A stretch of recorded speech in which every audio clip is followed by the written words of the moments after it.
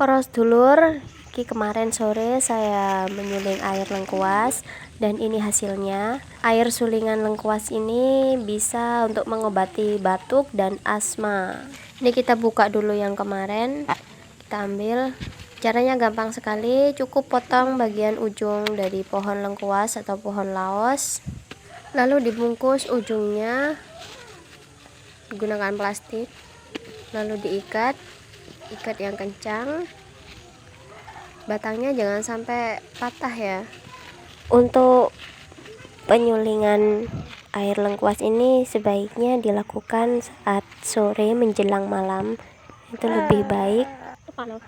Ini sudah selesai, tinggal kita lengkungkan, kita tahan daunnya biar ini plastiknya tetap berada di paling bawah, di airnya bisa turun.